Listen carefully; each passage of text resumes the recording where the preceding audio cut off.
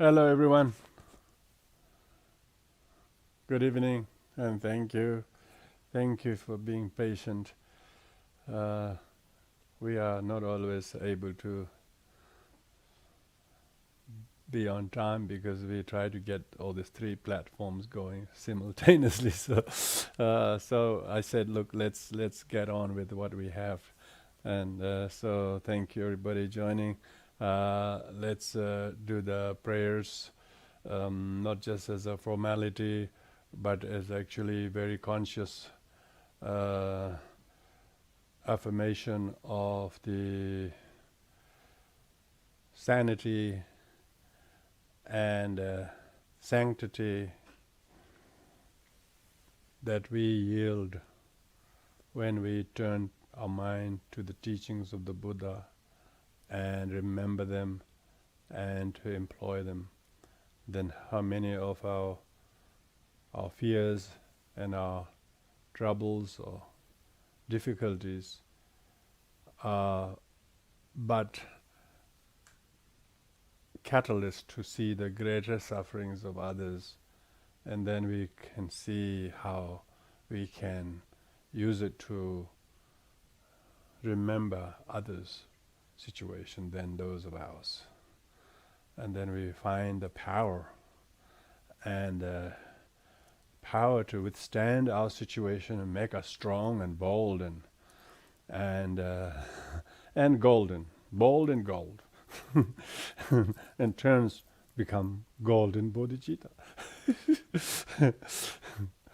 Because when we are very weak and when we are like a straw that can, little wind can blow like this, and then there's nothing strength, no strong in, there's no refuge, there's no refuge, there's no refuge because we are just poor me, and all of a sudden collapse hither and thither.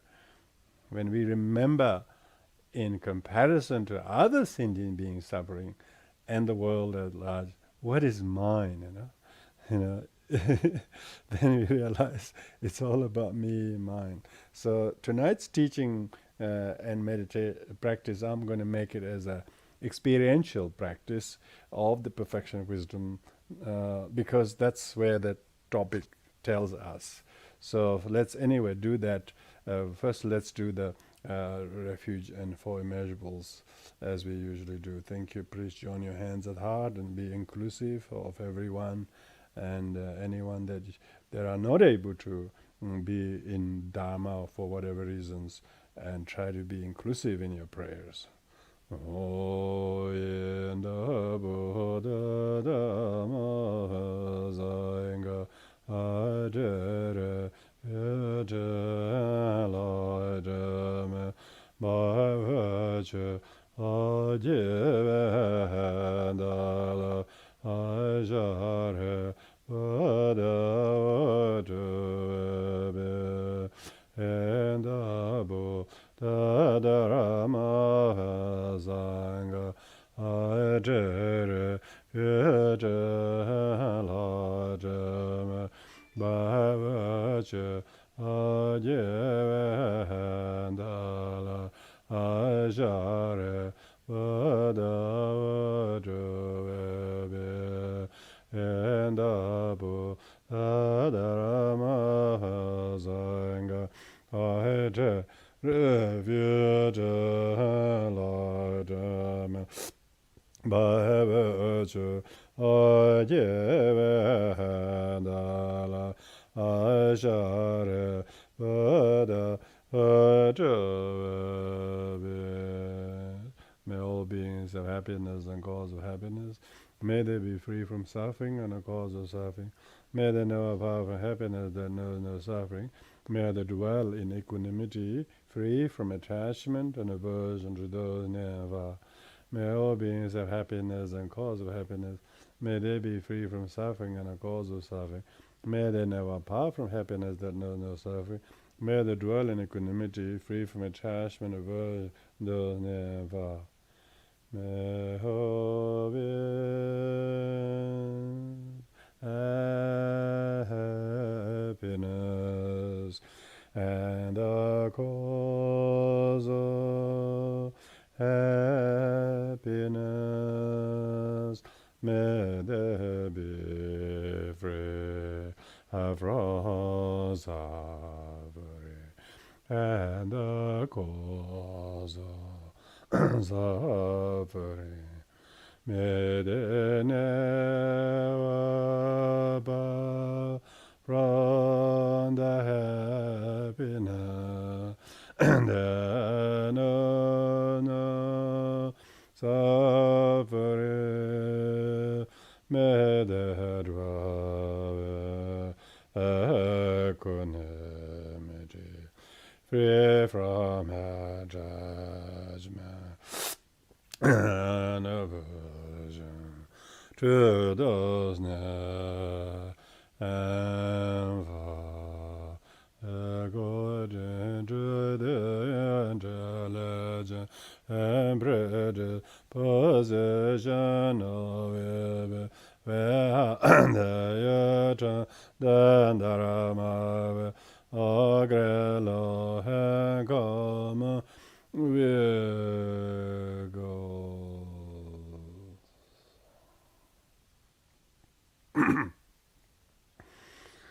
So we are now in the middle of the topic on the Four Noble Truths, of which we talked about the first two truths, truth of suffering and truth of origin, and now we're talking in the middle of the truth of the noble truth of the path.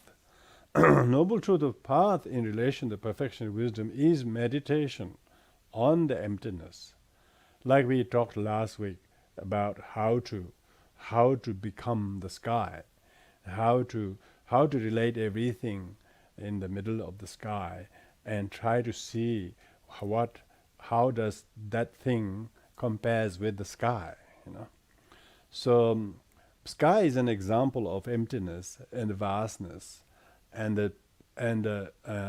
infinity and spaciousness and clarity and unimpeded nature of things. So here Rongton now gives how to experience the noble truth of path. So tonight we're going to go through this text where there are 14 meditations. These 14 meditations are, I'm going to explain each for a few minutes, and then we'll leave you a few minutes thereafter for you to actually meditate on the perfection of wisdom, of emptiness. And each of these uses a few expressions, but you can actually make them relevant to not necessarily things that are happening or have happened in your life that you haven't coped well, but things that are in the world or in someone else's life that you know them, and what must be they like to be them, even particularly when they don't know these kind of teachings, and how much severe their sufferings is, made worse by not knowing what to do. They do not know how to pulverize, how to crack the problem. They see the problem as truly existing, and yet they don't have any remedy. So when we say the perfection of wisdom is the wisdom that actually shatters, that the wisdom that actually destroys the very existence of the problem if you understand the emptiness of things. So here Rongton says that this 14 meditation could be used as a 14 pains in your life, 14 things that you are hurt or you're suffering, you're not coping well, and therefore then use it to do the meditation on that. The first one is to bring the whatever that is bad in your life as the reality, as it is. The bad that you see does not really, in reality, exist as it is, because things do not really exist from its own side. So what does it say? It says, for that, firstly, you take refuge and generate bodhicitta, which we have done. Yeah, we have just we have taken refuge in the triple gem. We have generated bodhicitta. May all beings have happiness and cause of happiness and so on. But here, these two refuge and bodhicitta that we have done, and then now look at the mind that resents something as bad, and as soon as your mind conceives this is bad in my life, or this is bad in the world, or this is bad in the society, or whatever, as soon as the thing arises, you actually say, but things do not really exist. Anything in samsara and nirvana, they are all empty of inherent existence like the sky. So the self and the problem, the self is this I first kind of obscuration creates the other obscuration. The problem is obscuration created by I first grasping obscuration. And in reality that neither the self nor the obstacles do not truly exist. They both are empty of inherence. They both are conceived, conceptualized, designated, labeled, but in reality both of them are dependent origination, not unitarily existing, not truly existing. Therefore the harm or the harmer and both the person who is harmed and the harmer, you can see whatever, say, the lockdown, for instance, lockdown and the us who is affected by the lockdown, both do not truly exist, do not really truly exist, people who are always staying in a nursing home, for them it's always a lockdown anyway,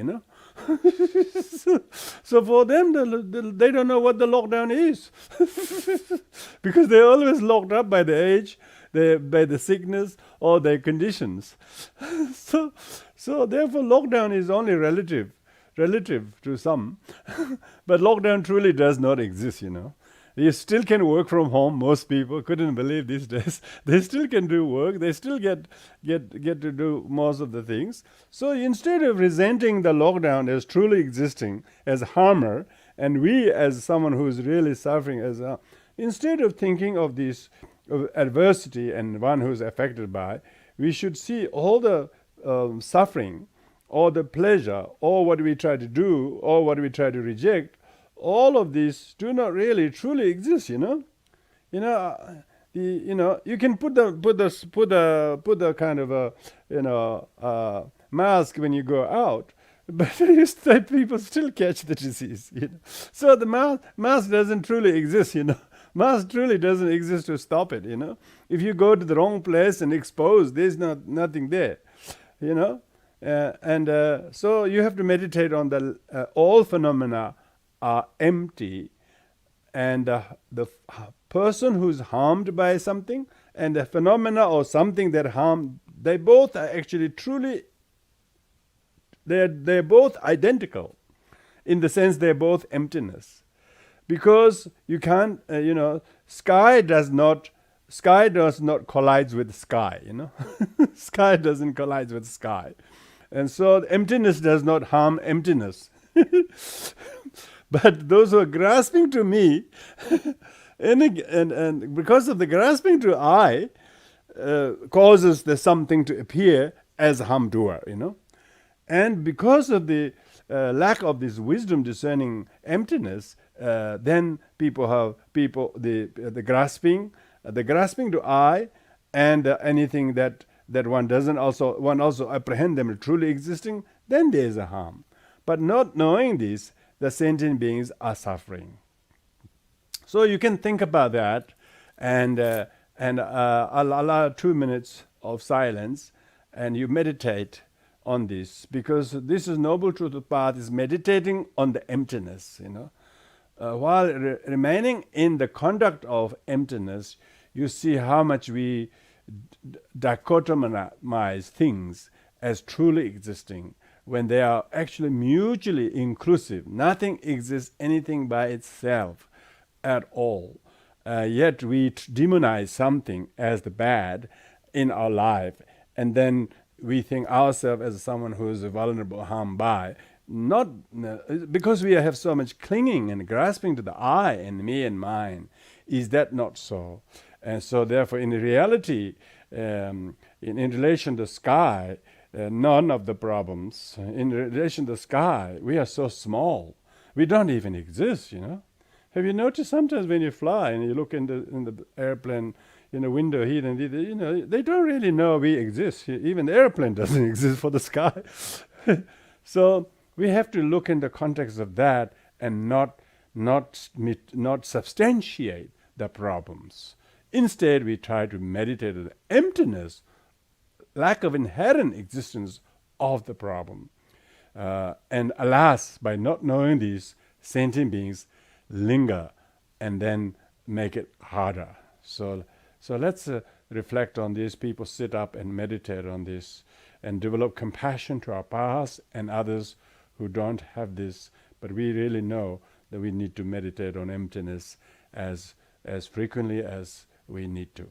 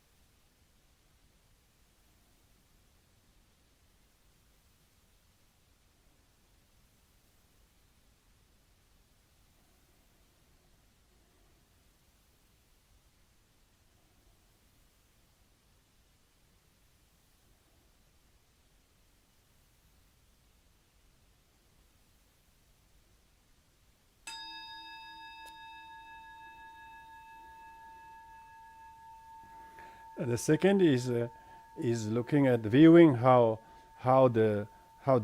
whatever the adversity is, difficulties is, like evil spirits or difficult situation with someone or whatever it is, you should view that as dharmakaya.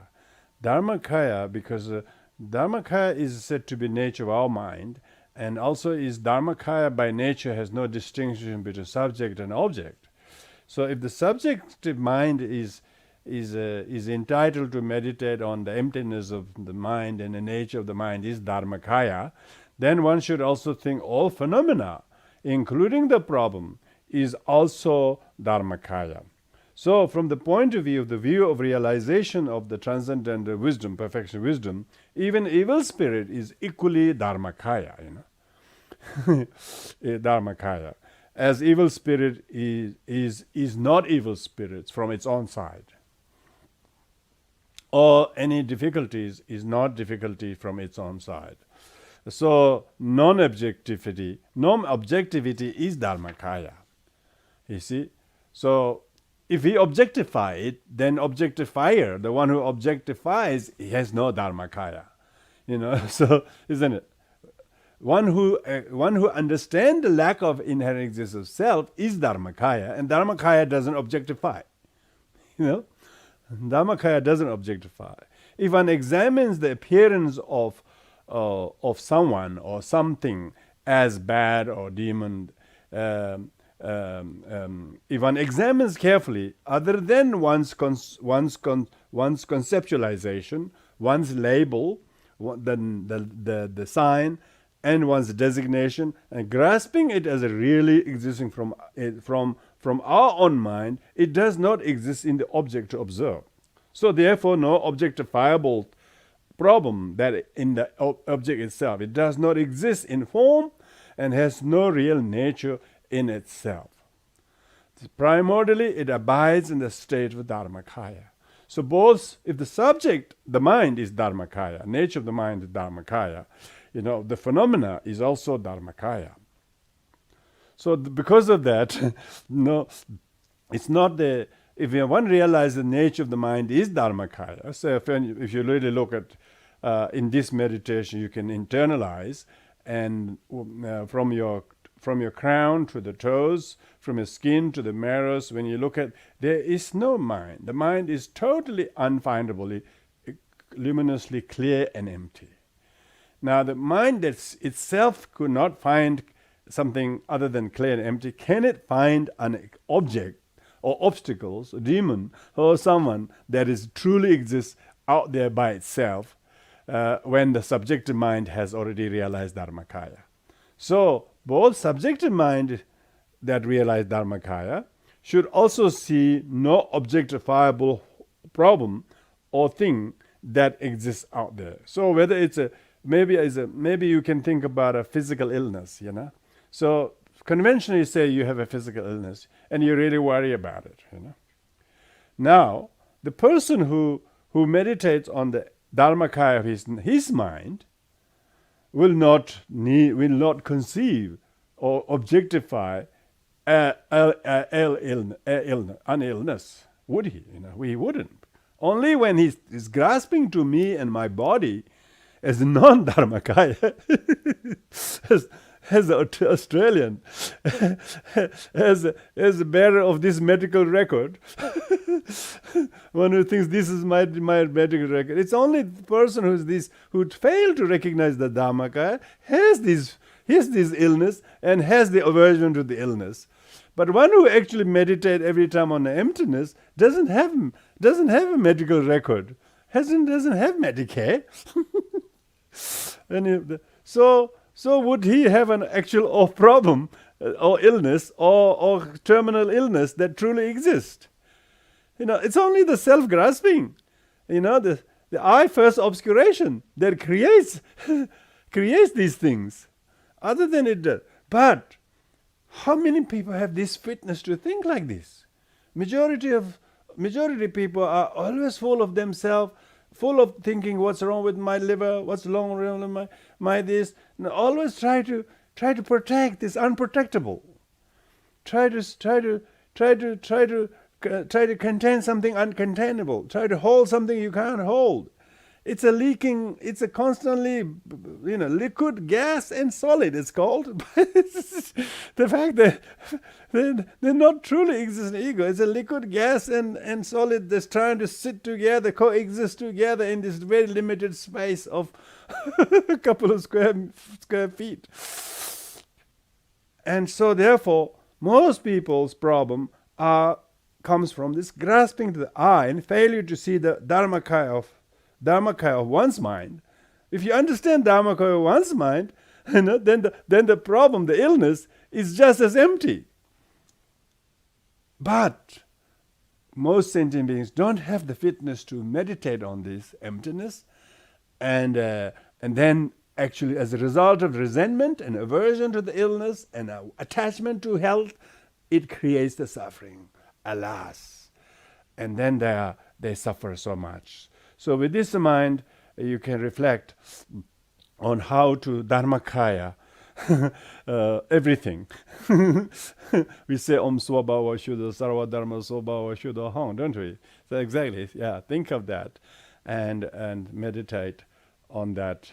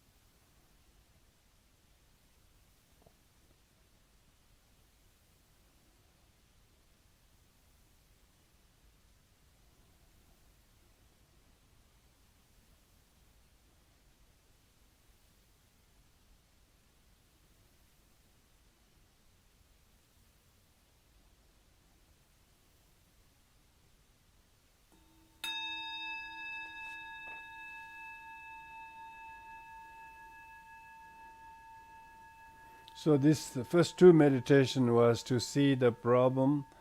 First is to see the problem as sky. Second was to see the problem as Dharmakaya. Now this is the third meditation. Third is to see the problem as a spiritual master. So this is very profound, because we were talking in the earlier teachings that there are three types of spiritual master: enlightened spiritual master, human spiritual master, and self-realization spiritual master. So this we are referring to the spiritual human spiritual master leading to the self-realization spiritual master. The problem is your spiritual master, because if the problem that you have and the spiritual master are not different, even you get a lot of instruction from spiritual master. He tells you what to deal with the problems. But if you don't have the real problem, even all the instruction you get from the spiritual master is just fairly academic. So therefore, until the real problems have come to your life, you can't use any of the instructions. So the instructions are the real spiritual master. So the problems are the real spiritual master, because instructions of spiritual master is pretty useless unless you apply them with the problems in your life. So here is to meditate the problem as your spiritual master. Why? Because spiritual master does not do more than to teach you and admit you, to explain you to Dharma and practice. And now the problems makes you to do all the above. The problems actually makes you to remember the spiritual master taught you and remember the relevance of it, and then actually apply the instructions. Unless you meet the problems, you don't use any of the instructions of spiritual master. So actually the problems are themselves spiritual master in real hand, and so they are real teachers. Why? They, just like the spiritual master admit you into the path, explains you the teaching, likewise the obstacles joins your body to engage in the meditation on the deity, for instance, joins your speech to recite the mantra, joins your mind to meditate on the emptiness of phenomena. So these three applications of the body, speech, and mind in a form of practice, because of the evil spirits, so that therefore the evil spirits or very difficult problems are themselves the spiritual master. So otherwise, even you have 40 spiritual masters, it is no use. No use. So all these difficulties that your life brings is the actual hands-on spiritual master, because it makes you to do the very instructions that your 40 spiritual master gave you teachings on. So therefore, the actual problems in your life is much more efficient, much more challenging than any spiritual master would have you. Therefore, you see the meditating. Most people are seeking human spiritual masters when they have all these obstacles. Why they have to seek instructions from others when you have all these obstacles in your life? All these obstacles one should listen to as that which joins your body, speech, mind into the practice, and then try to nullify the true existence of the obstacles, because obstacles themselves are the one that teaches us more than actual teachers. Now that's most people would have lots of obstacles, but they never have any teachings. But those who have lots of teachings, they really find the teachings very useful when they have obstacles. So obstacles themselves become promoted in the role of the teachers to allow self-realization, spiritual master, come from your realization of the perfection of wisdom. Isn't it? So true perfection of wisdom is when you realize how to meditate on the emptiness of the problem from its own side, how the problem is dependently originated, It is not inherent. It is not permanent.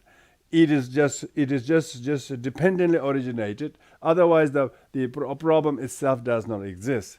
So even when you listen to the teaching, that's all they explain. They'll explain theoretically, but we have to actually apply that when we have the real obstacles, problems in life, and then use that, promote that obstacle in the role of the spiritual master.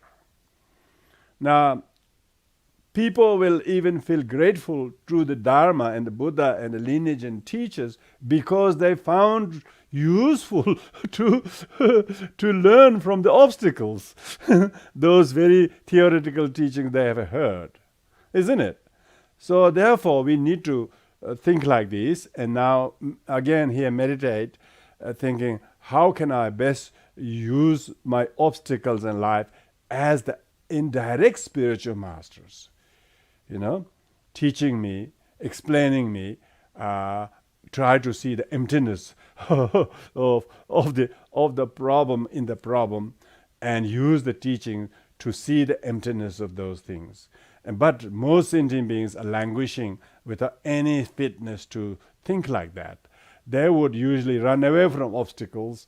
They will seek some kind of external savior without themselves working with the obstacles. So obstacles themselves are empty of inherent existing problems, but obstacles are the very, very kind of role of the spiritual masters are actually giving that very instruction to us.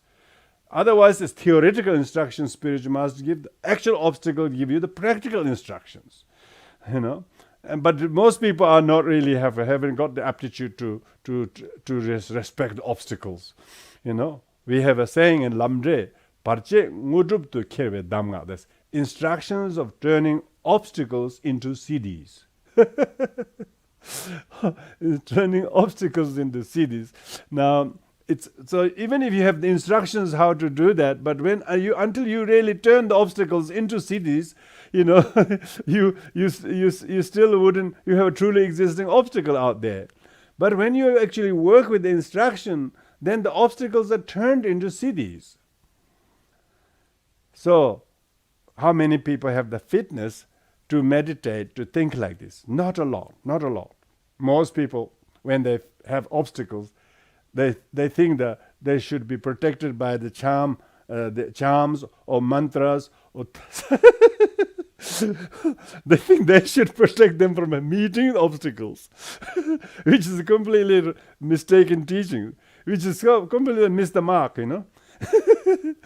They thought when they practice Dharma, they wouldn't have obstacles, No, Dharma isn't bringing more obstacles. It's making you to realize and empty the obstacles as truly existing and turn them into siddhis. Like the Buddha himself turned the Maras, attacking night, into the greatest accomplishment. Conquest of the Mara made the Buddha Buddha. Conquest of the Mara made the Buddha. So maybe there's quite a bit of walking to do before we can realize that, but you know what I mean, yeah?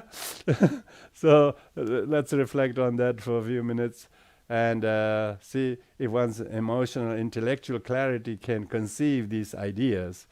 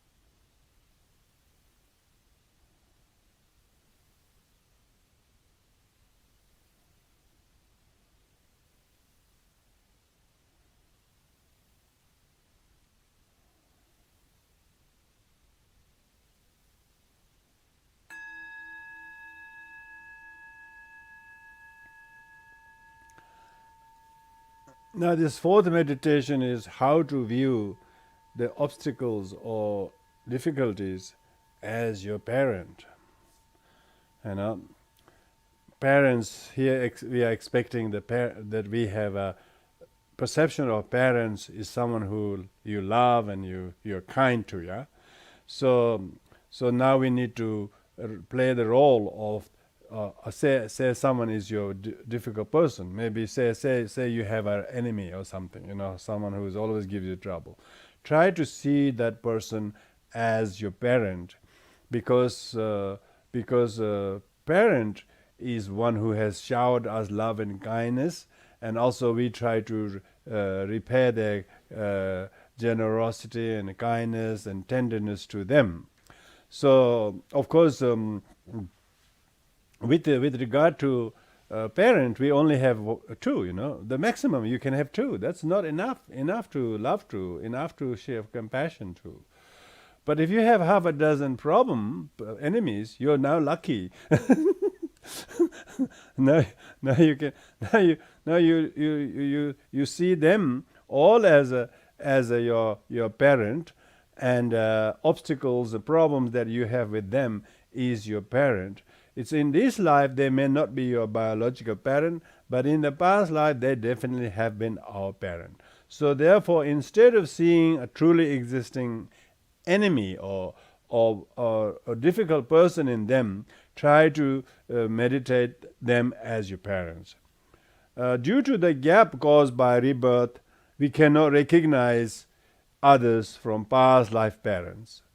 But the fact that we cannot recognize doesn't mean they haven't been our parents, And so most likely the people who we have some extreme difficulties are our parents with whom we haven't successfully repaid our kindness to.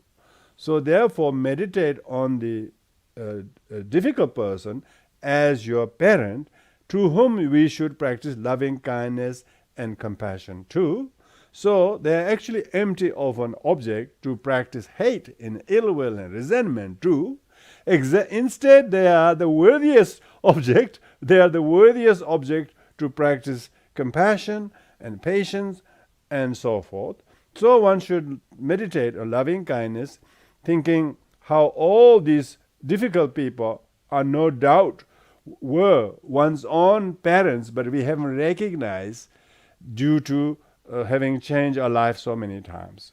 So how evil of it, people like me, to be thinking of to be not knowing who to help and who to be gentle, who to be kind to. And from the ultimate point of view, there is no enemy that truly exists other than one's own enmity. So enmity is not a cause of happiness for oneself and for others, whereas loving kindness is cause of happiness and compassion for oneself and others. Therefore, one needs to meditate on the enemy and people as one's parent. There's no truly existing enemy in them, because these are only just projected by us, projected by our own meanness, our own kind of childishness, our own lack of loving kindness, lack of compassion, lack of forgiveness. Then they manifest as enemy. So therefore, enemy itself is a complete projection of a deluded mind. In reality, these are unrecognized parents, like the present parent, life's parent, are someone we love or someone we remember being kind to. Likewise, we also have them as kind parents and so on. Therefore, here the meditation is the emptiness of enemy, emptiness of truly existing enemy from their own side, how they are projected, designated by our own ungratefulness, our own resentment and our own anger. They only appear as enemy because of our own deluded mind. Therefore, we need to meditate on the emptiness of the objectively existing enemy, but instead try to impart loving kindness and compassion that we have wasted all these months or maybe years in holding this ill will and enmity. What a waste that it is. This teaching on the Noble Truth of Path, on the perfection of wisdom, is to overcome such neurosis and wrong view, and not saying that I have suffered all this mistreatment by others, but one doesn't realize once ill will has been that has been keeping the problem going on. It's one's wrong conception. One's I first obscuration creates the other as enemy. If one can remember, I'm a child, they are mother, completely relationships completely changes. Completely changes. So that's why with this in mind, we will meditate to see all difficult people as our parents who deserve love, compassion, repaying the kindness, and so on.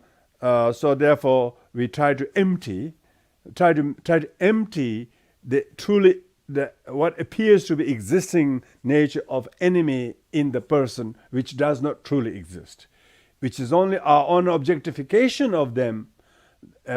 So we try to transform our enemy as our parents, because what does our parents do? Parents feed us, clothe us, educate us, and so on. And in the previous life also our parents did the same. Life before that also our parents did the same. And if we can remember, we would be grateful to every parent, If you can remember 25 lifetimes, very good. Sakya Pandita remembered 25 lifetimes,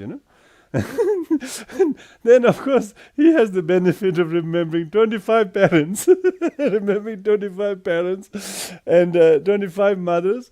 And then, of course, he would basically see everybody as a parents from somewhere, sometime, So we are, any great practitioner, when they reach the great state of meditation, they actually try to remember past lives. The Jataka Malas is all about remembering past lives. And so we need to do that. And this is not only a meditation loving kindness, but also a meditation on emptiness of the enemy. And, they say there's no eye, there's no nose. What's the point of having blind eye, blind enemies? There's no enemy. That's much better. Instead of saying no eye, no nose, no, just say no enemy. Very good. There's no truly existing enemy. Full stop. You don't have to list all their physiology. No ear, no nose, no lung, no liver. Why? Just say no enemy. Full stop.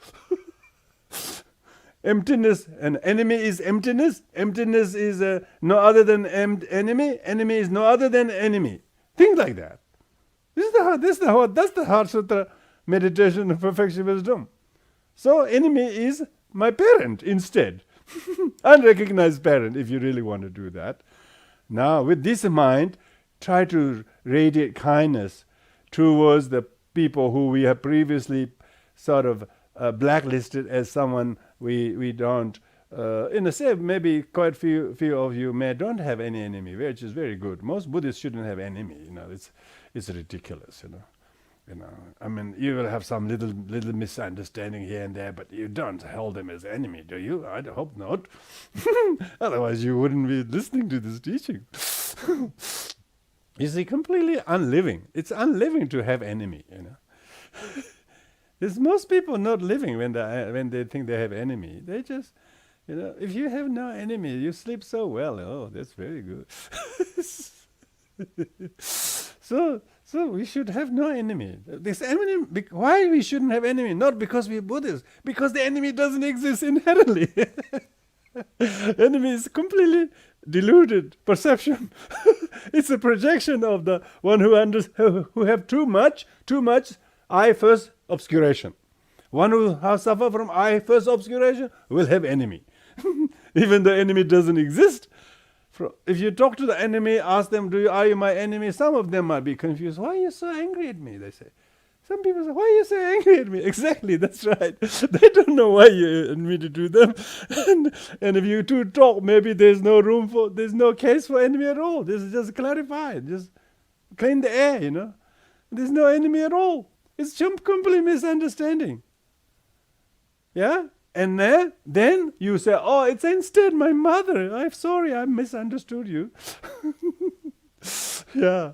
So let's do that for a little while, because this very, very profound meditation of these 14 meds, Rongton gives how to meditate one by one, skillfully and carefully. We're doing here for a short few minutes, but you should do a little bit more because you're a practitioner, you know.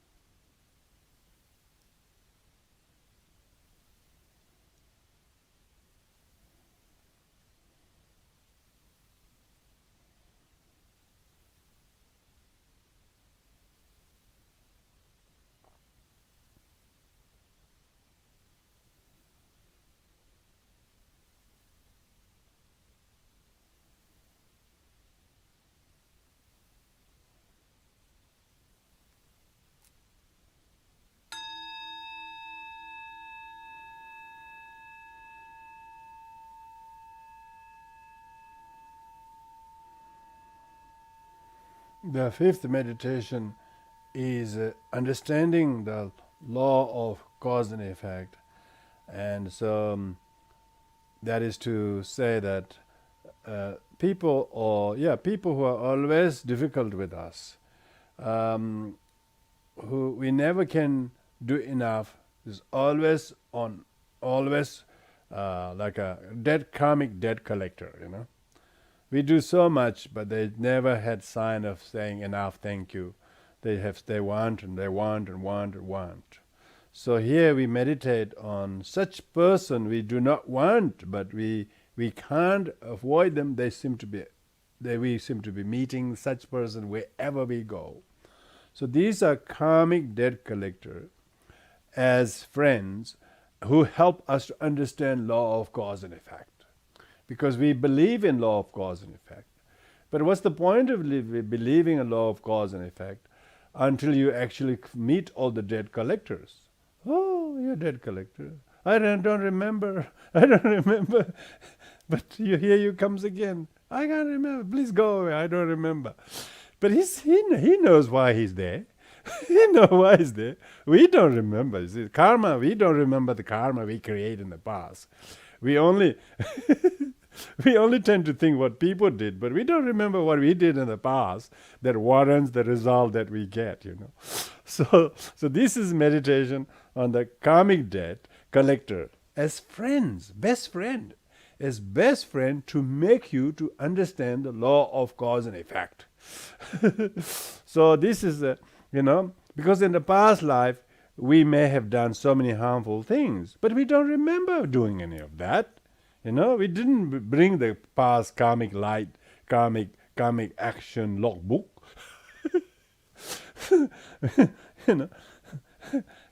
If we brought the past life's karmic action logbook, but we don't need to. They actually manifest as the debt collectors. Whether they are in-laws, whether they are your children, whether they are some of your friends, or whatever they are. They're always there. They're just there. They know exactly why they're there, because you have created the cause in the past and you don't remember, but they'll make you pay for the capital as well as all the interest. And usually we are very unwilling even to pay the capital, let alone the interest.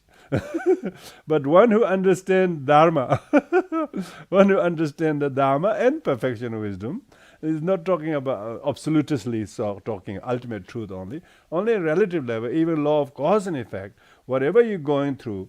So if you're suffering some accusation or blaming or beating or theft or robbery or whatever you experience, and they're there to help you to get rid of your past karma. But you're not thanking them to collect the debt, You instead of paying the karmic debt, you still want to sow more seeds. Sow more seeds. And that's one who don't understand Dharma always behave this way, Behave this way. But we, as a person who understand the perfection of wisdom and law of karma, instead of being aversive, angry at karmic debt collectors, we should be thankful, rejoice them. And there's no, when you can pay your debt, you thank them for coming today rather than 2 years' time, because 2 years' time would be another 20% higher. So you're glad that you can pay off, and you be free. You be very light. We have a saying in Tibetan, one who has no debt is a free person, free man. One who's carrying a lot of debt is not free. So therefore, it is meritorious to pay karmic debts when you know they are. When you don't know, then you feel that even though what you have to give, you are not willing to give. It looks like something you lost, or people say lost. So therefore, this meditation is about how to view past karmic debts as this life's friends who help you to exhaust your unpaid debts. Unpaid debts. Otherwise, you will accrue more interest, more interest, and will get really, really hard. All your hard-earned maybe savings you will never get to use for the sake of good things you want to do, because you keep creating more debts, and you're not repaying any of them. And so, with this in mind, one meditates on how many such things should be treated as a friend who help us to exhaust our karma and enable us to create merit by not helping to accrue more interest. But yet, most sentient beings, as we know, are not up to thinking this way, are they? How many people will think this? Very difficult. Most people don't think this way, So, but people who have bodhicitta and who understand law of karma should should learn how to treat such things in this manner.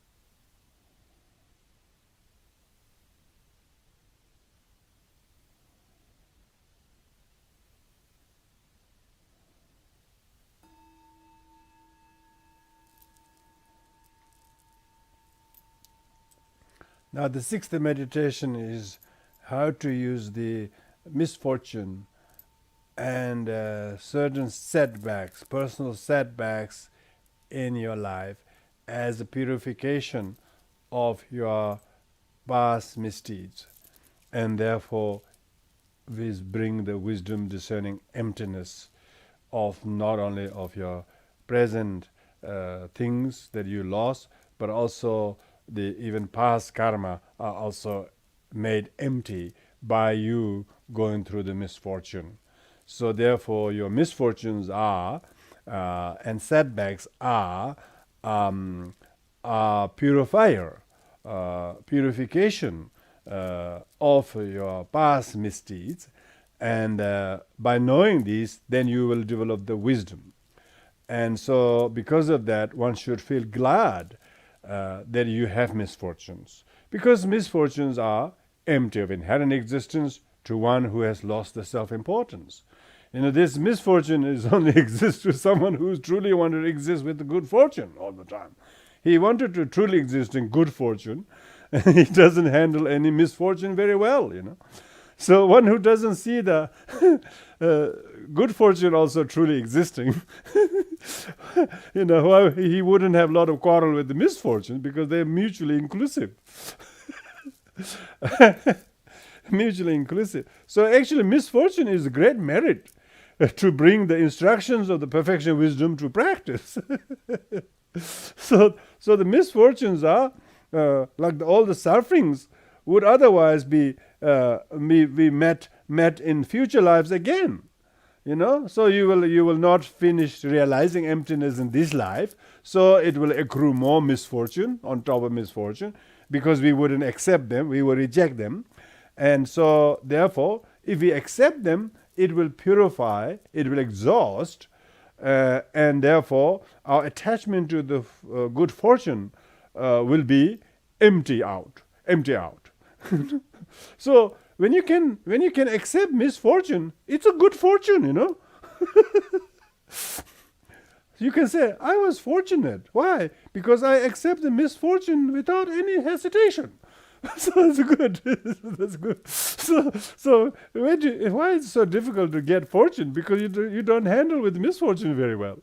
If you know how to handle misfortune very well, even fortune is not truly existing. The fortune doesn't have any use. Fortune doesn't have any use.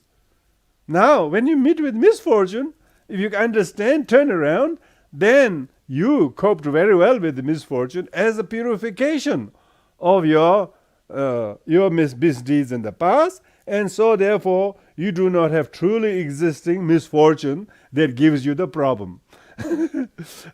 So if you didn't have any misfortune, maybe you won't get progress very well here. If you have misfortune, well, misfortune is only relative anyway. If you have some misfortune of loss or defeat or sickness or whatever you call it, because when you really truly look at, there's no misfortune that truly exists at all. When you understand emptiness, there's not a lot of misfortune that you really should be barking about. Most misfortunes are just missing the point. Missing the point. If you understand perfection wisdom, that's a real good fortune. Because you know how to empty all the misfortunes. When you see the emptiness of all things, misfortune is not a big problem. And you say, if somebody said, do you have a misfortune? You say, which one are you talking about? There's nothing truly existing misfortune. What are you talking about? So which misfortune lasts longer? The longer you don't realize emptiness, that much longer the misfortune exists. But ever since you heard and understood the perfection wisdom, the misfortune doesn't last long. Because the self-importance is not propped up anymore. And how long we want to delay the misfortune and postpone the misfortunes. Yeah, the more you want to refuse to understand perfection wisdom, the more misfortune will linger. And who want to do that? Who want to talk about the narrative of for me? Oh, this happened to me. They didn't do this to me. The people who haven't people who had the misfortune of not hearing perfection wisdom, it's a big misfortune anyway. You don't need any bigger misfortune than not hearing perfection wisdom. But once you heard the perfection wisdom, all misfortunes doesn't seem to truly exist at all. What a laughing stock! What a waste of time talking about misfortune. So now, if there's any misfortune, you welcome them. Welcome. Now I got the tool. Come over here. I know how to pulverize them. I can blend them all into nothing. And therefore, in the meantime, relatively, I call them as purification of my misfortune. But ultimately, there's no truly existing misfortune, let alone to purify. I don't think I need to invoke Vajrasattva. You don't need purification of negativity. God, unnecessary, really. But still, if you are in that stage of mind, we can give you the instruction how to do the 7 visualization. And of course, you should learn everything meticulously in the correct order, and so that they can be finished in a few years' time. But just in case you have the fortune of hearing perfection wisdom, and all the misfortune doesn't really feature much as a truly existing thing at all. So viewing all misfortune as a purification of your karma, and ultimately dawning of the perfection wisdom. Is that not so? But how many has the fitness to think and know and handle setbacks and misfortunes, until they have heard the hard sutra to understand. I think you guys, you have heard it quite a few times.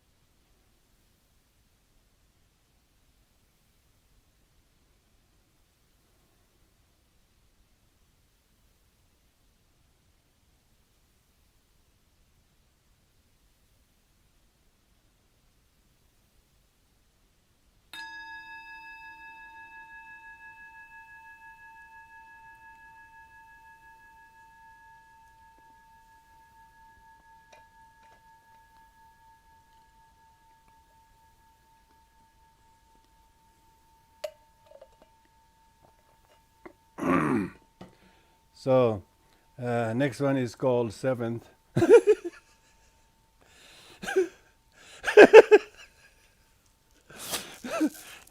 don't think the number is necessary, but let's call it seventh.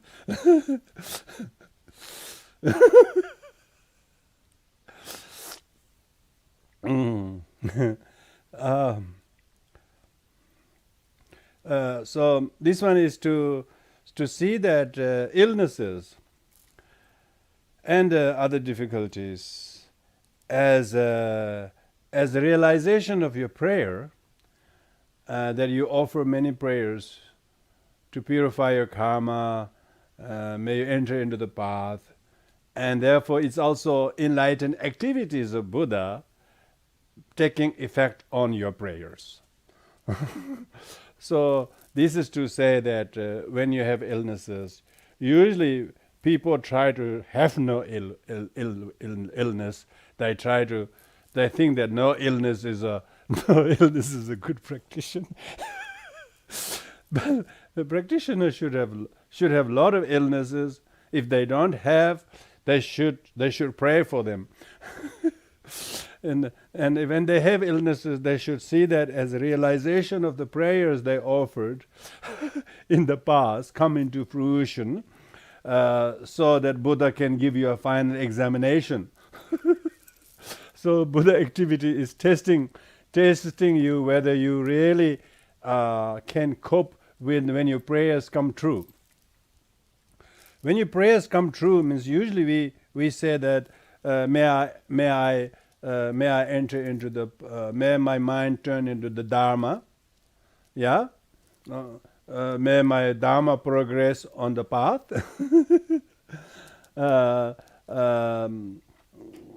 And may I dispel the confusion on the path, isn't it? May we dispel confusion on the path, and may the confusion become wisdom.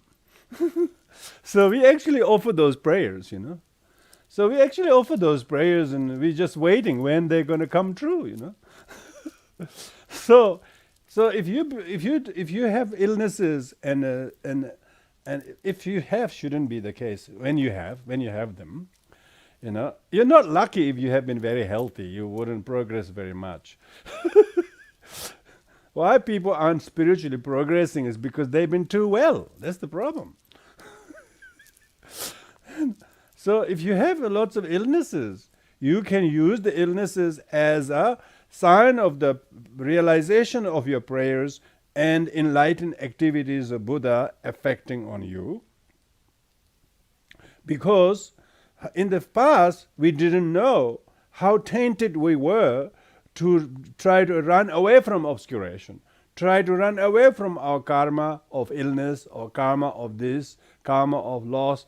But when we meet the illnesses, when we have illnesses are usually karmically said to be those which we have harmed other living beings' life. We have injured them, we have pushed them in the water, thrown them in the water, through the fire, and maybe broken their legs, maybe squashed their nose, or or poked their eyes, or whatever we did, So all kinds of illness in life are none other than result of our past karma. Some of them don't ripen in one life or two life or even 3 lifetimes. But those who make prayers, they will ripen more quickly. So wait until whether you really want to say any prayers or not from tonight onwards.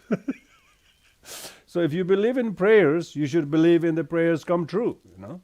So therefore, if you have any illnesses, maybe not just to you, but maybe someone you love so much, maybe your youngest child, and they have contracted such an illness and so on. You should also embrace them as the prayer come true. And so therefore, not to the child, but you as a mother or the grandmother, and then try to embrace them as the enlightened activities of Buddha and a prayer that you have made come true, because all the illnesses and evil spirits have manifested in the form of your karma and obstacles manifests as illness to help you to realize enlightenment. Shakyamuni Buddha said that when he was conquering Maras and the Bodhi tree, it wasn't he was conquering external Maras. He was conquering the 4 Maras of his own aggregate Mara, Klesha Mara, Mritu Mara, and Devaputra Mara. It's own. So when those Maras actually came and attacked him, he welcomed them.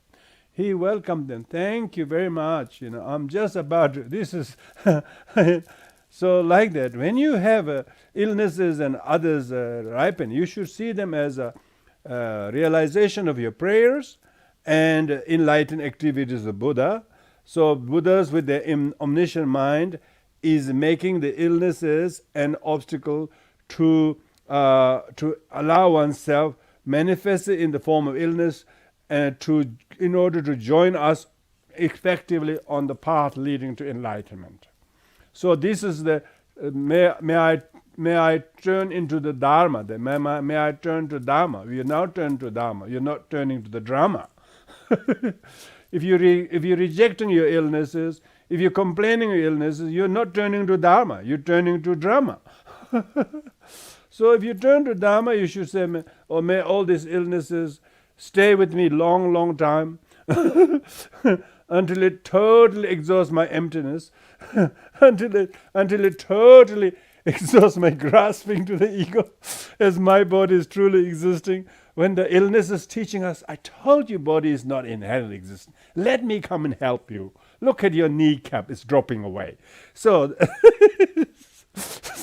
teaching you the emptiness of kneecap, teaching you the emptiness of right ankle, teaching you the emptiness of right hip, teaching you the emptiness of right liver, The things like, I don't know whether there's a two livers or not, by the way, or whatever, So actually say, teaching me the emptiness of rib, teaching me the emptiness of my left eye, yeah, that's good, So all the illnesses are very good teaching, We offer prayer, may I realize the Dharma, but your teaching says there's no I, and we keep trying to have the eyes all the time.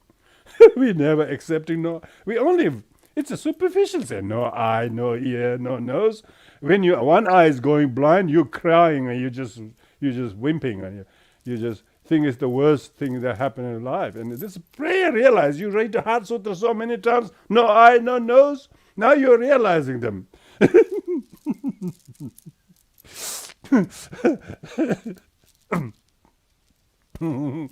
If you can't see, if you're losing sight, you shouldn't worry. You should say, I'm realizing no sight. That's very good. So you shouldn't say, I'm losing sight. You should say, I'm realizing emptiness. Because the teaching says there's no form, no sight, no sound, no smell.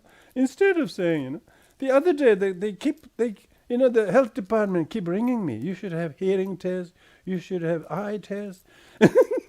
Such a nuisance. I can see still. That's the problem with me. I still can see. That's the problem. They keep saying, yeah, you should check so that you can see more. And I'm trying to see less. But I can't stop seeing again. I still can't see emptiness.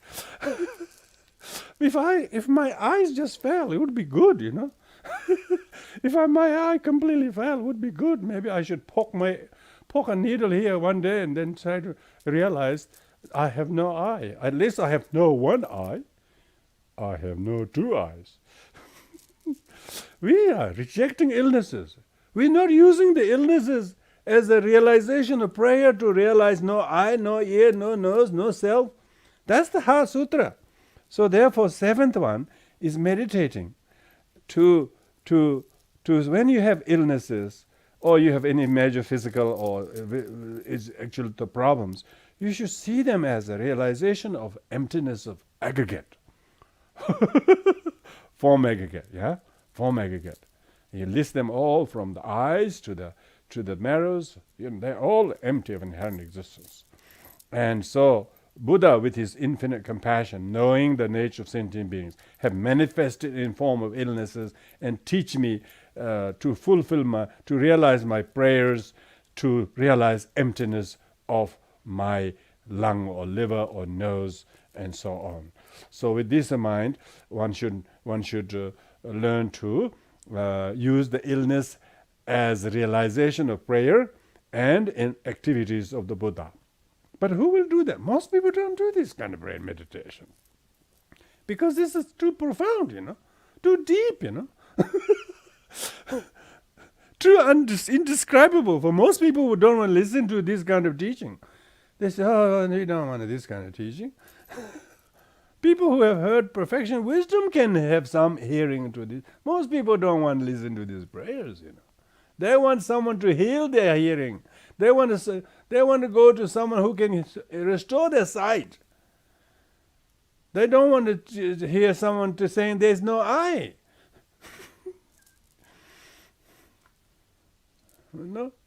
So this meditation is about how to embrace the illnesses as a realization of prayer, so that instead of praying, may people be well and not have illness. It sounds like a very, very, very materialism to me. prayer of spiritual materialism. May all beings be happy. I mean, come on, we can see all the sentient beings in misery. But the problem isn't that they is a lack of misery. Problem, they are not accepting the misery. Then their prayers will be answered. If they accept the misery, then they will have real happiness. The cause of happiness is accepting the misery. That's quite interesting, Cause of happiness is being able to accept the misery, so they can cancel from danger of repeating themselves. All the misery is rejected, miseries of the past keep returning. Is that not so? Karmically true. But who has the emotional and spiritual fitness to think this way and then embrace illness as realization of their past prayers and Buddha activity?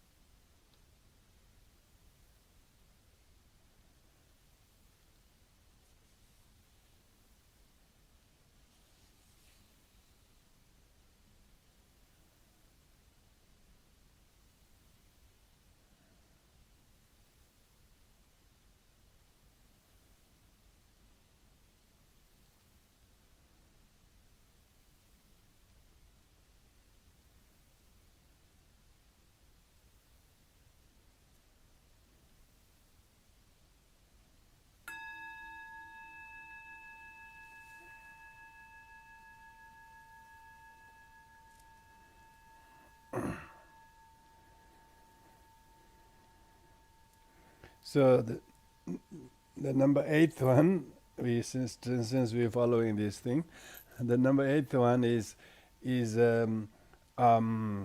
how to use difficulties as the power of the demon to cause us to generate renunciation.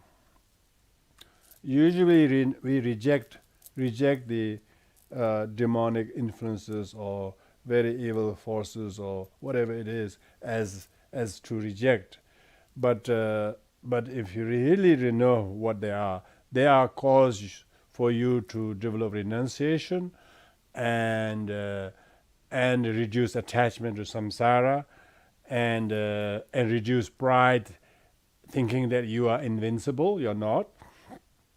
So therefore, use the problems as a way to whip renunciation. A way to whip renunciation.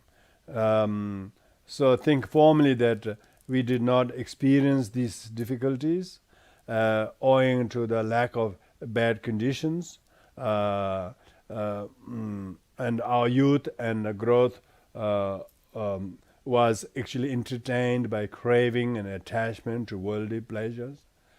So only when we hit with sickness and setbacks, this implores the condition to wish that we did not have this pain.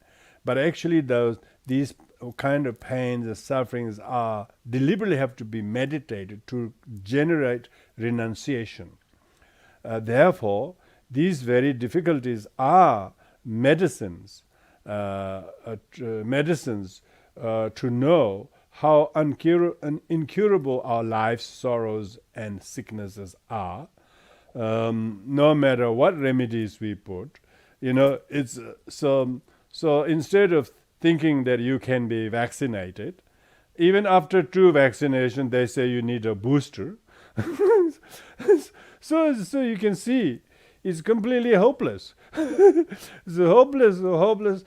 So you should engender this hopelessness as a cause of renunciation. Cause of renunciation rather than to fix all the problems. So therefore, what is the use of getting attached? And as you can save someone, what is the use of vanquishing enemies? What is use of becoming too attached to the loved ones? Since there seems to be nothing but suffering, whatever you do, this or that, so I must practice Dharma and induce renunciation. So therefore, all the yearning I have was to practice Dharma. But if samsara wasn't as futile as it is continually, increasingly shows it to be, where would my renunciation can generate? And therefore, these difficulties are the very thing that whips renunciation in me, and so as to reduce my attachment to the superficial things in the world that I'm so attracted to. All these things, samsara, is hollow and meaningless. So therefore, all these difficulties have not harmed me, but actually is helping me to develop the true futile, unsatisfactory nature of samsara. So therefore, these kind of difficulties in the world and life are actually the very thing that I should generate renunciation from, not develop attachment to them. So if I cannot forbear the sufferings while in this human rebirth, how will you ever be able to bear the sufferings of the lower realms, which even when we discuss and read in text, it gives goosebumps, So what would be like to actually face these things? Therefore, it is time for me to use these uncertainties and the sufferings of the world to whip the real renunciation.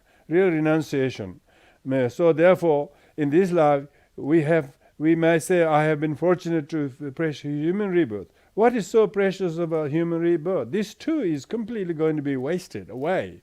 And make sure that you utilize this human rebirth before it becomes nothing. There's nothing so precious. Even the preciousness of human life is only relative. It's only precious if you do something useful, renunciation. If you indulge into the worldly things, then the precious human rebirth is wasted away. So therefore, one should make prayer to move forward on the path, so that the difficulties are not see them as a curse or misfortune, but rather as the cause to develop renunciation. Instead of having to meditate on the unsatisfactoriness of the lower realms, accept the very unsatisfactoriness of your own life and use them as to induce the hollowness and meaninglessness of everything.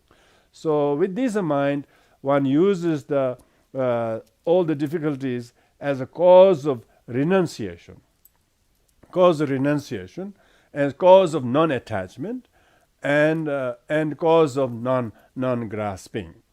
Just to finish the rest of the point, I will now just keep continuing. And then the ninth one is letting go, which is cause. If you want to let go the grasping to the ego, it is those who want something to be given to them by us. Instead of refusing to give, we should give them if they ask of something, so that they asking of something from us help us to part our attachment to self and self-grasping. So the real generous is not what we give. Real generous is they asking us to get rid of our attachment. So if someone asks us to give something, we should not see them as someone who want from us, but they are helping us to part our attachment and self-grasping. So what am I afraid of by giving it away?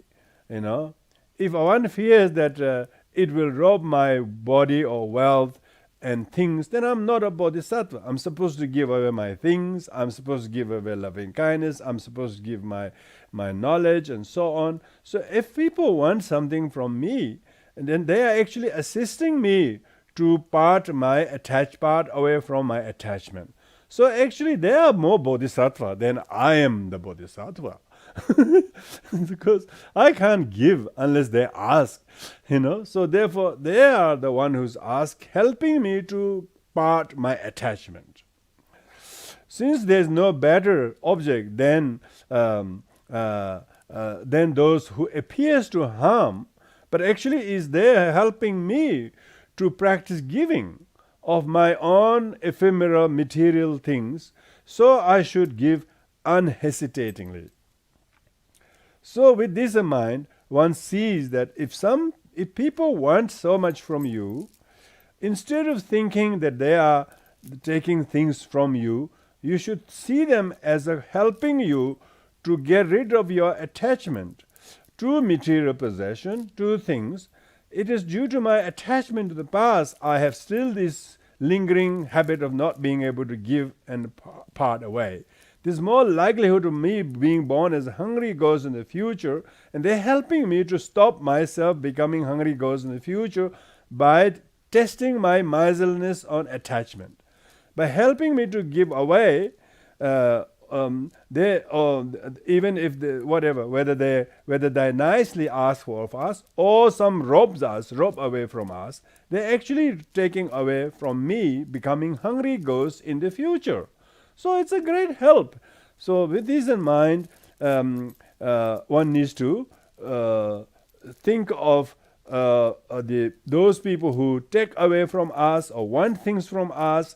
We always feel indebted to give. Some people are always so dedicated to someone. They give to him so much.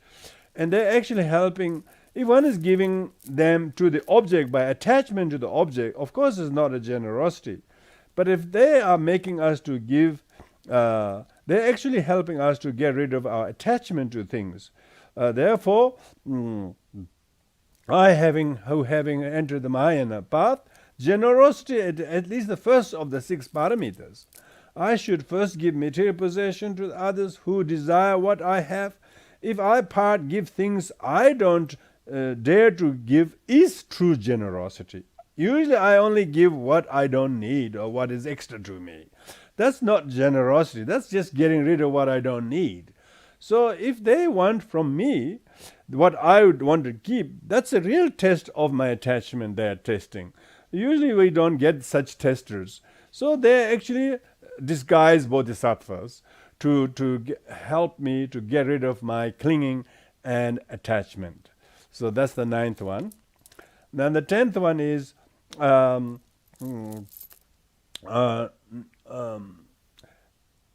not fearful of demons and evil spirits, as cause and effect are good and bad.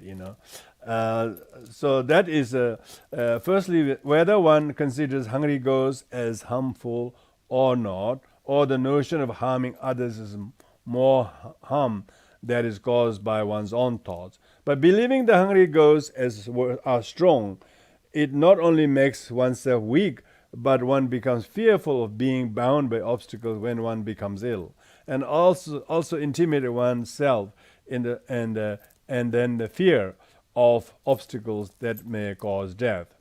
If this thought of fear and anxiety is not removed, instead of repelling external evil spirits, they may become aggressive. Even if they are repelled once, the threat and harm will increase. For example, unless there is an inner thief, no external thief will get in. Because of the inner thief, the external thief is offending again and again. If the inner thief is apprehended, the external thief will be naturally subdued. First, one has to therefore remove this inner thief, which is one's own fear and anxiety.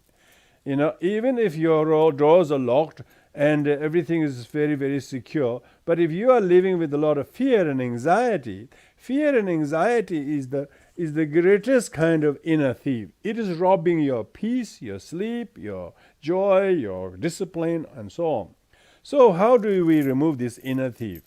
Out of the 5 realms of existence, the 3 lower realms are unpleasant realms.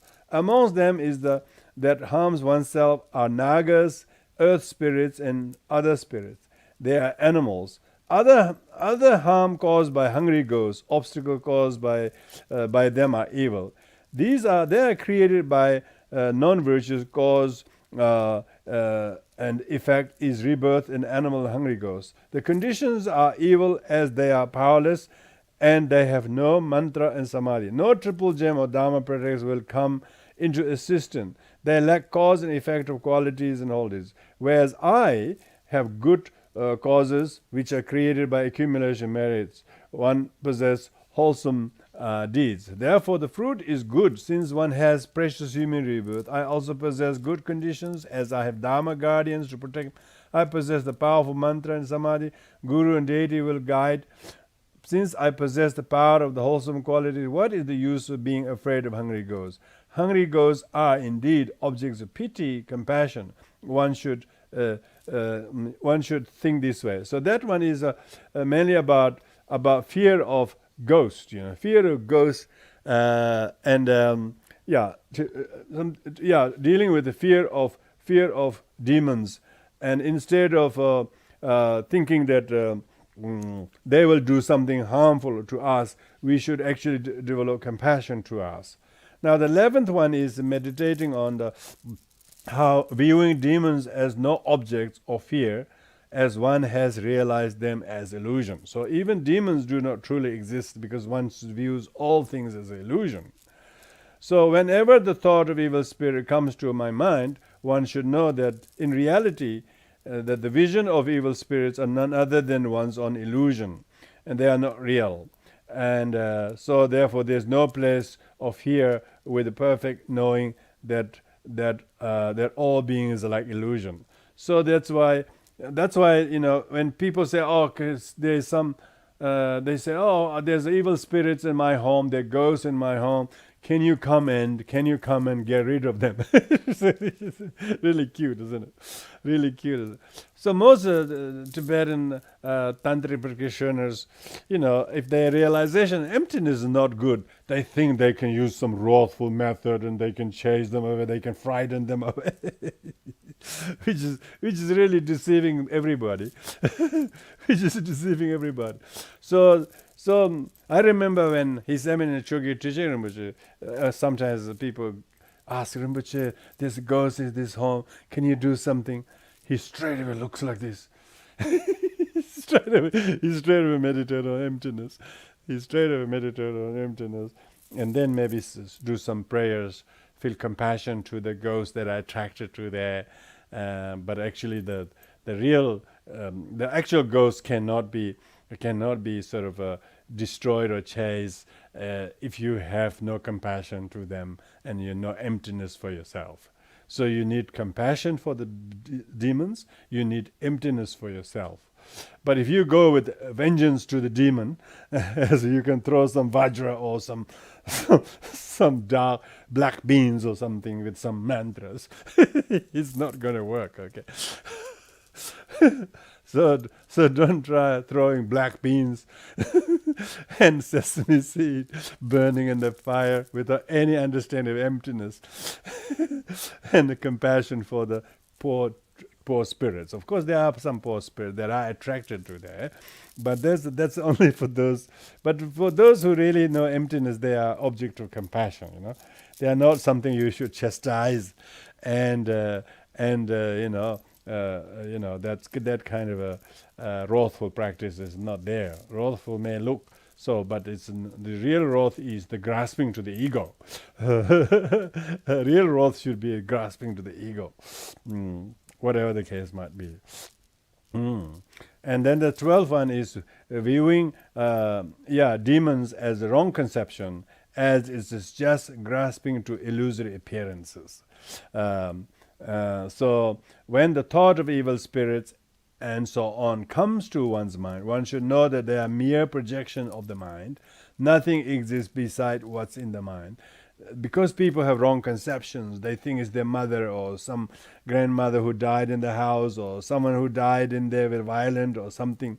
Because they have this conception, the conception make them manifest, they say that a person who is attached to the house, even though it's empty, he thinks there were thieves will go in there. There's nothing to steal in the.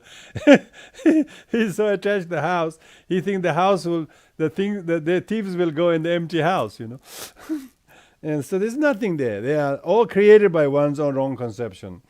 Conceptions are one's own mind, nor that the mind lack any intrinsic nature. So that's the 12th. The 13th one is viewing demons as a beneficial boosters of the path. So if you are, you shouldn't worry about demons. You already got 4 demons, 4 maras. So maybe this mara will help you to wake up to realize how much demons you are hiding. You are concealing. You have many demons.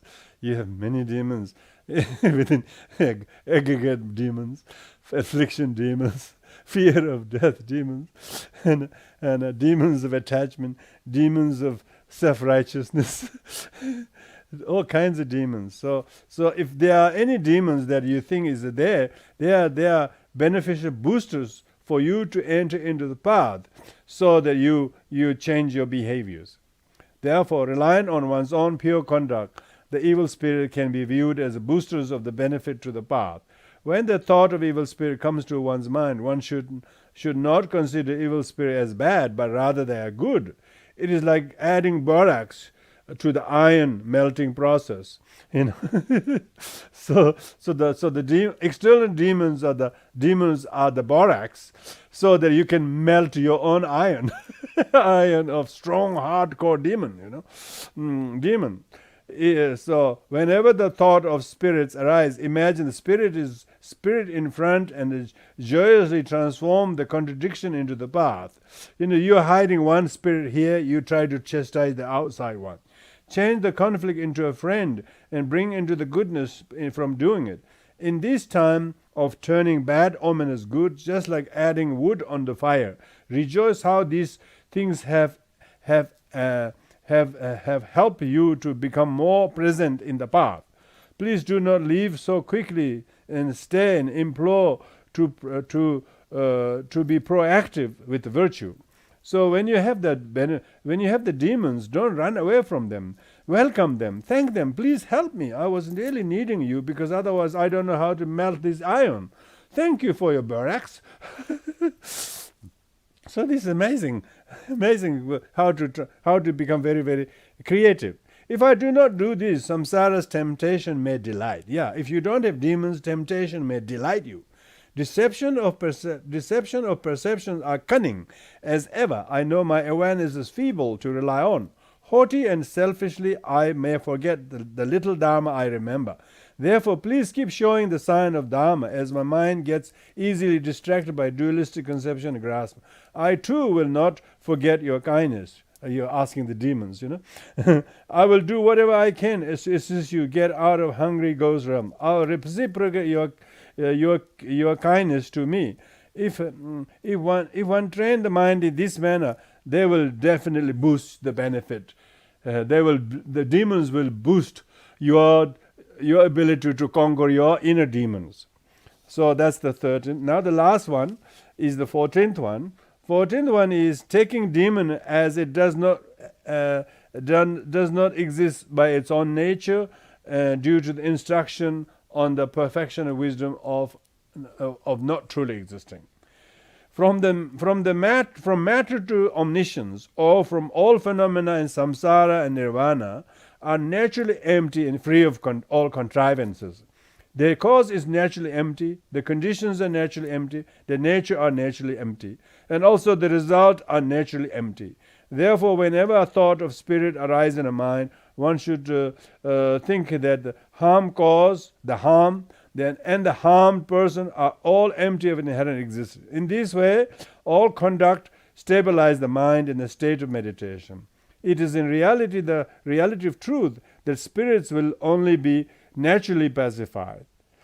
These complete the 14 instructions how to overcome pain and fear and misfortune that you experience in the body, and by meditating on the perfection of wisdom. Here completes the teaching on the uncommon instructions on the noble truth of the path. So this is the teaching, noble truth of the path. The noble truth of path, practicing the meditating on the perfection of wisdom, is the path. And what is the result? Truth of cessation. Truth of cessation has only a small sentence here, so we will finish off that with tonight. What is the truth of cessation? By practicing the path, all wrongdoing caused by the 3 and 5 poisonous mind, the truth of origin, and particularly I first affliction and obscuration will all be stopped. Subsequently, the resultant aggregate of suffering, body, and all associated suffering such as sickness and evil spirits of birth, old age, sickness, death, will be brought to a complete truth of cessation. This realization is called gaining liberation and nirvana. It is just like the traveler arrive home safety. So traveler has finally arrived home. Until now he has been meandering and wandering hither and thither, and has always been carrying this heavy load. Now he can unload the burden because he has followed the path. By following the noble truth of the path, he is no longer carrying load, and he's not going to pick any more burden, because that's the true truth of cessation, is no longer grasped to the self and as truly existing. And then evil spirits wouldn't even find you. Evil spirit couldn't find you. He's not here. And so only evil spirits are only attracted to those who have the grasping to the ego. So that completes our second chapter on the 4 noble truths. So that's the second chapter. First chapter was all on bodhicitta, remember? All the bodhicitta and the 10 parameters. So next week onwards we will start the third chapter. Thank you, everybody. So we'll finish here tonight. I don't think we can finish tonight here.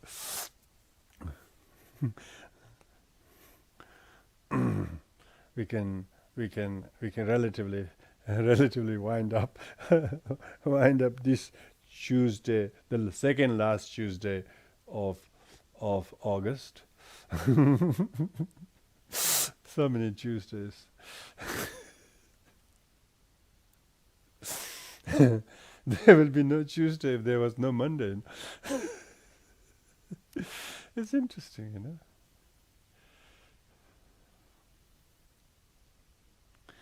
Okay, thank you. I think we'll do the dedication merit. This kind of meditation you should revisit very carefully in your real life situation, and then you can clear the mind of all the burdens and debts.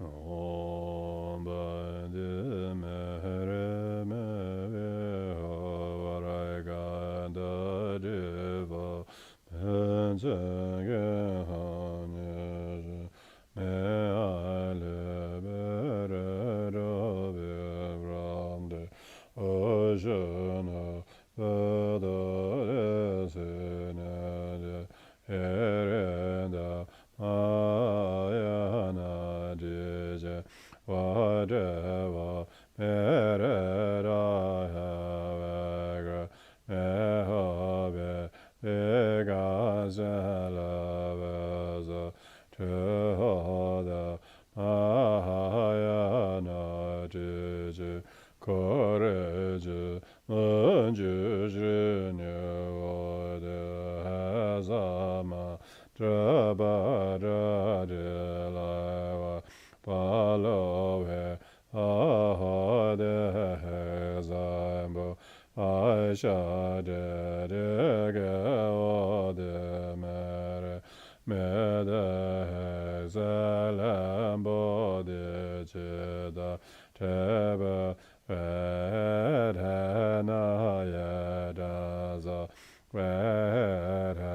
Bamba Madanger Vrele Vedade Jana.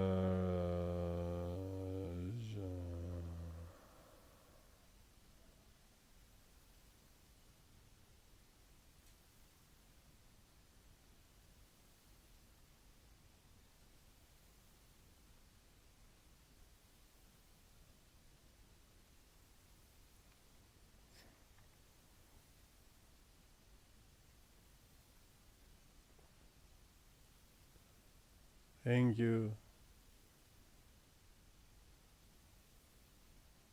You guys too polite. Thank you, Rinpoche. Yeah.